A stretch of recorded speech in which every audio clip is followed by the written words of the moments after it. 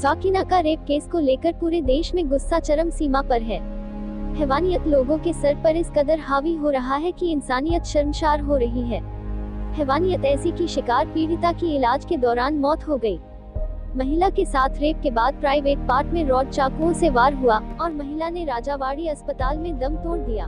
लोगों ने अलग अलग तरह से अपना गुस्सा इस घटना पर जताया। राष्ट्रीय उत्तर भारतीय समाज पार्टी ने पीड़िता के लिए मोमबत्ती जलाकर भावपूर्ण श्रद्धांजलि दिया।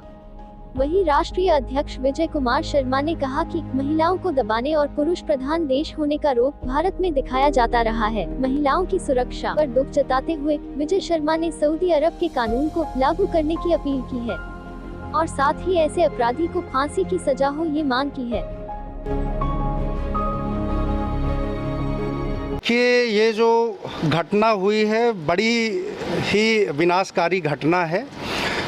हमारी बहनें माताएं आज पूरे देश में कहीं सुरक्षित नहीं है। ये घटना यहाँ मुंबई में हुई है, इसीलिए आज यहाँ पर सारी सुविधाएं उपलब्ध हैं। हम सब इसको जान पा रहे हैं, लेकिन पूरे भारत देश में ना जानी कितनी ऐसी घटनाएं हमारे बहनों के साथ होती हैं और उसका सबसे बड़ा जिम्मेदार हमारा कानून व्यवस्था है। आप देखेंगे दिल्ली में जो बिटिया के साथ बलात्कार हुआ था, उसमें उन अपराधियों को सज़ा देने में 10 साल लग गए। जब इस प्रकार से सज़ा देने में 10 साल लगेगा तो कौन व्यक्ति का हौसला नहीं बढ़ेगा। आज देश में सऊदी अरब जैसे कानून की ज़रूरत है। इस प्रकार से दुर्दांत अपराधी को बीच सड़क में खड़े करके गोली मार देनी चाहिए या उसका सर कलम कर देना चाहिए। 10-10 साल में जब किसी व्यक्ति को उसकी सज़ा की उसके पाप की सज़ा मिलेगी तो उस व्यक्ति का हौसला बढ़ेगा। इसीलिए मैं गवर्नमेंट से मांग करता हूं कि फास्ट ट्रैक कोर्ट में 3 महीने के अंदर इस केस का निस्तारण किया जाए और ये जो दुर्दांत अपराधी है वैसी भेड़िया, इसको फांसी से कम की सज़ा ना दी जाए। आप लोगों के माध्यम से जो जजेज हैं, आगे चल के जो इसको देखने वाले हैं, जज महानुभाव से मैं रिक्वेस्ट करता हूं कि कम से कम फांसी से नीचे की सज़ा इसके लिए मान्य नहीं होनी चाहिए, ताकि ये मिसाल बने और आगे चल के इस प्रकार के लोगों का हौसला टूटे।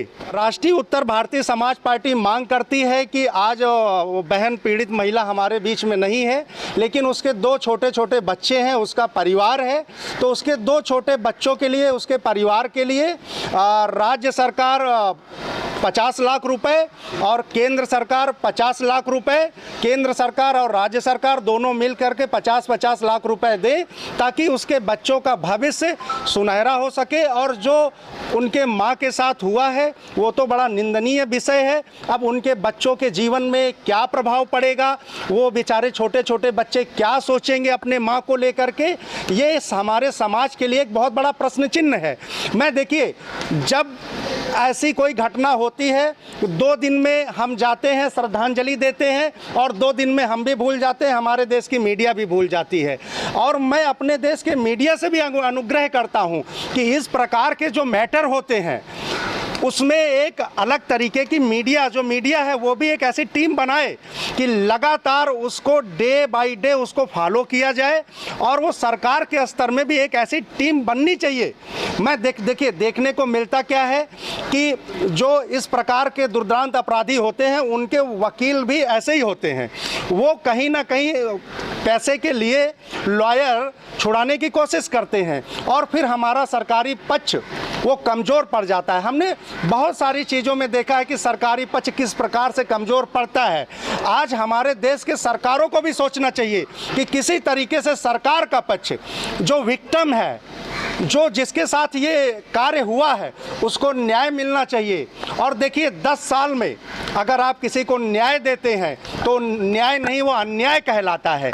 न्याय तुरंत होना चाहिए। देखिए मातोश्री अहिल्याबाई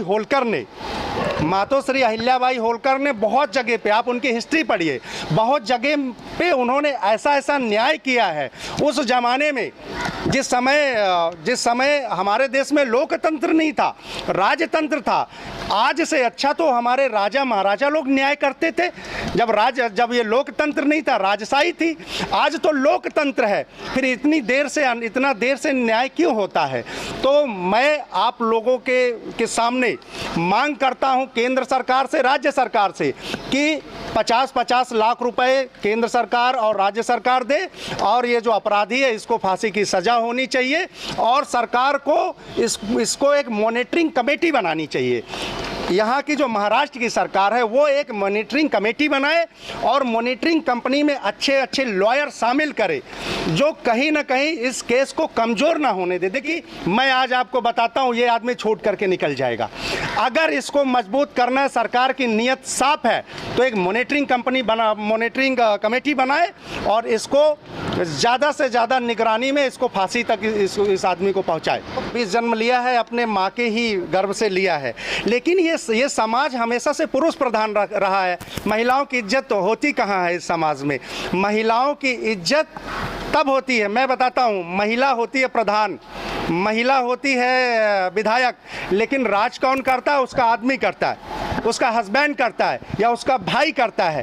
पहले हमारे देश में हमारी महिलाओं को इतना सशक्त होना चाहिए कि अगर आप प्रधान हैं, अगर आप MP हैं, MLA हैं, आप राज करिए, आप बिल्कुल किसी का इंटरफेयर ना होने दीजिए।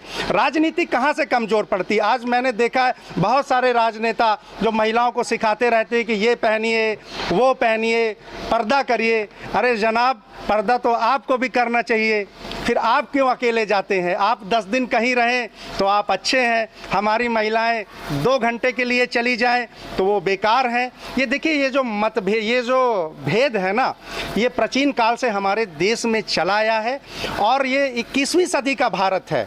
हमारे देश के बड़े बड़े लीडर्स कहते हैं कि हम 21वीं सदी में पहुंच गए हैं। आज महिलाओं को और वीटो पावर देना चाहिए।